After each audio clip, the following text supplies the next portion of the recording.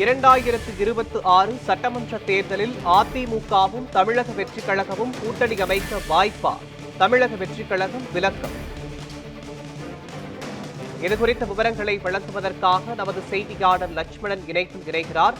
லட்சுமணன், 2026 அனைத்திந்திய அண்ணா திராவிட முன்னேற்றக் கழகமும் தமிழக வெற்றிக் கழகமும் கூட்டணி அமைக்க வாய்ப்பா என விஜய் தமிழக வெற்றிக் கழகம் விளக்கம் அளித்திருக்கிறது. தொடர்பான விவரங்களை பதிவு பண்ணுங்க.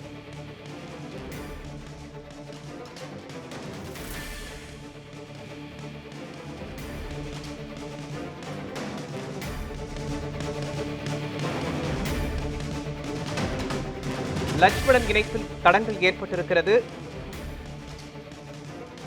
அதிமுகவும் தமிழக வெற்றிக் கழகமும் கூட்டணி என்பது முற்றிலும் உண்மைக்கு மாறானது என தமிழக வெற்றிக் கழகம் விளக்கம் அளித்திருக்கிறது.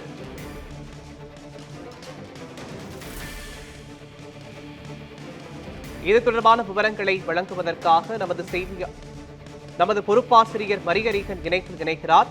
மரியரீகன், 2026 சட்டமன்ற தேர்தலில் அதிமுகவும் தமிழக வெற்றிக் கழகமும் கூட்டணி அமைக்க வாய்ப்பா என்ற கேள்விக்கு தமிழக வெற்றிக் கழகம் விளக்கம் அளித்திருக்கிறது. இது தொடர்பான விவரங்களை பதிவு பண்ணுங்க.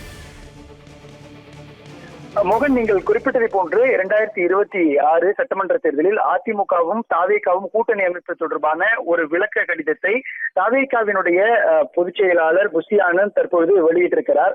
அவர் வெளியிட்டிருக்கக்கூடிய அந்த அறிக்கையில் தமிழக வெற்றிக் கழகத்தின் முதல் மாநில மாநாட்டில் கழகத்தின் கொள்கைகள், கொள்கை எதிரி, அரசியல் எதிரி, தேர்தல் நிலைப்பாடு குறித்தும் தமது உரையில் கழக தலைவர் அவர்கள் தெளிவாக விளக்கம் எடுத்திருக்கின்றார். கழக தலைவர் அவர்களின் வழிகாட்டுதலின்படி தமிழக வெற்றிக் கழகம் வரும் 2026ஆம் ஆண்டு நடைபெற உள்ள தமிழக சட்டமன்ற தேர்தலில் பெரும்பான்மை பலத்துடன் வெற்றி பெற்று ஆட்சி அமைப்பதற்கான அனைத்து வியூகங்களையும் வகுத்து தேர்தலை சந்திக்க தயாராகி வருகிறது. இந்த சூழலில் 2026 சட்டமன்ற தேர்தலில் ஆட்சி மாற்றத்திற்கான முதன்மை சக்தியாக ஒட்டுமொத்த தமிழக மக்களின் ஏகோபித்த வரவேற்பையும் ஆதரவையும் பெற்று மக்கள் மத்தியில் தமிழக வெற்றிக் கழகம் அடைந்து வரும் எழுச்சியை மடைமாற்றம் செய்யும் உள்நோக்கத்தோடு அடிப்படை ஆதாரமற்ற தகவல்களை கொண்டு அஇஅதிமுகவுடன் தமிழக வெற்றிக் கழகம் கூட்டணி என்று தொடர்புபடுத்தி பிரதான தமிழ் நாளிதழ் ஒன்று உண்மைக்கு முற்றிலும் புறம்பான தகவல்களை கொண்டு நேற்று தலைப்புச் செய்தியை வெளியிட்டிருக்கிறது. இந்த செய்தி முற்றிலும் தவறானது, ஆதாரமோ அடிப்படையோ அற்றது என்று புசி ஆனந்த் தன்னுடைய அறிக்கையில் சுட்டிக்காட்டியிருக்கிறார்.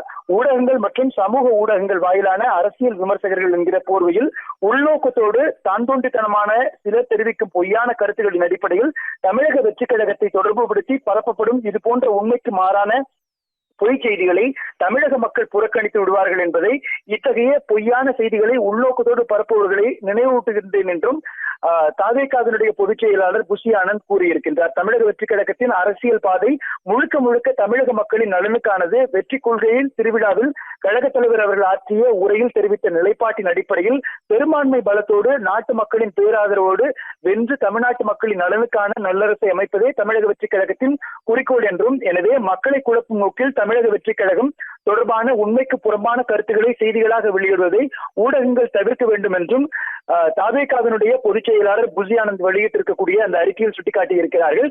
தாவேகாவினுடைய முதல் மாநாடு கடந்த 27ஆம் தேதி விக்கிரவாண்டியில் இருக்கக்கூடிய வி சாலையில் நடைபெற்ற பொழுது அதில் ஒரு முக்கியமான கருத்தை தாவேகாவினுடைய தலைவர் விஜய் வெளியிட்டிருக்கின்றார்.